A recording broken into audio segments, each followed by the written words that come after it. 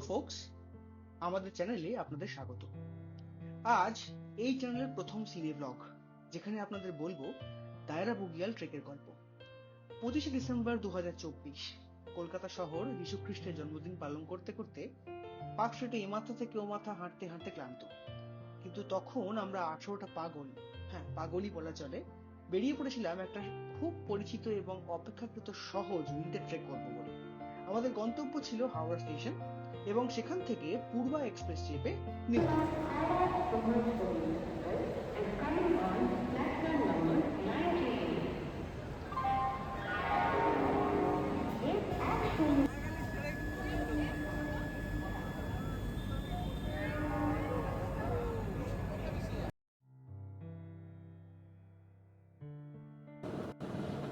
ঠিক সময় আমাদের ট্রেন ছাড়লো।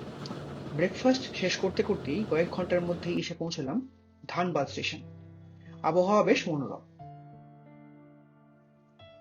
বিকেল গড়িয়ে সন্ধে নামল। বাঙালি ডুব দিয়েছে তার চিরন্তন জলখাবার মুড়ি চানাচুরে।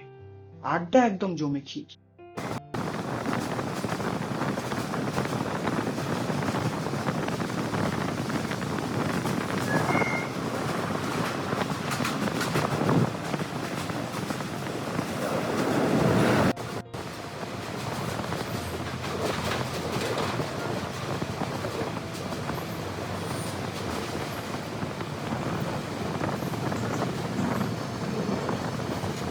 ভারতীয় রেলের দুর্নাম ঘুচিয়ে ট্রেন ঠিক সময়ে পৌঁছে গেল দীনদয়াল উপাধ্যায় জাংশন।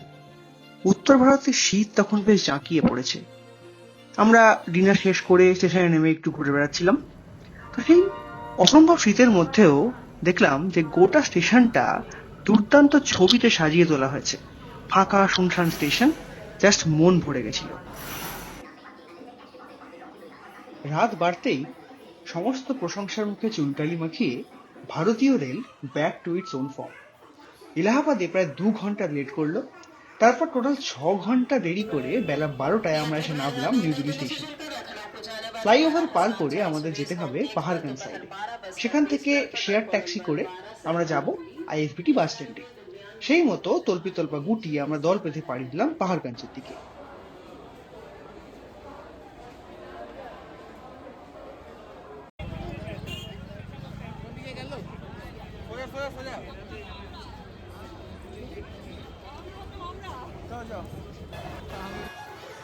আমাদের টিম লিডার এবং বাকি কয়েকজন গিয়েছিল ট্যাক্সির বন্দোবস্ত করতে। হাতে কিছুক্ষণ সময় থাকায় আমরা স্টেশনের চারপাশটা ঘুরে দেখছিলাম। ট্যাক্সি এলো এবং আমরা ব্যস্ত দিল্লি শহরকে পার করে বিভিন্ন দ্রষ্টব্য স্থানগুলোকে রাস্তার দুপাশে ফেলে রেখে এগিয়ে চললাম কাশ্মীরি গেট আইএসবিটি বাস স্ট্যান্ডের দিকে, যেখান থেকে আমাদের সরকারি বাসে চেপে যেতে হবে দেহরাদুন।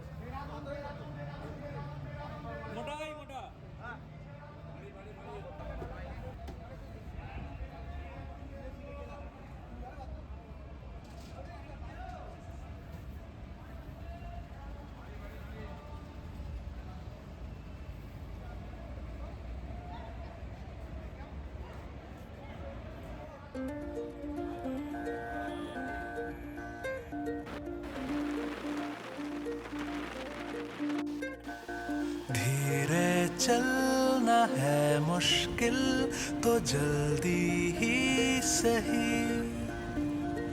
आँखों के किनारों में बहाने ही सही। हम चले बहारों में गुनगुनाती राहों में, धड़कने भी तेज है अब क्या करें। वक्त है तो जीने दे, दर्द है तो सीने दे, ख्वाहिशें अनजान है अब क्या करें।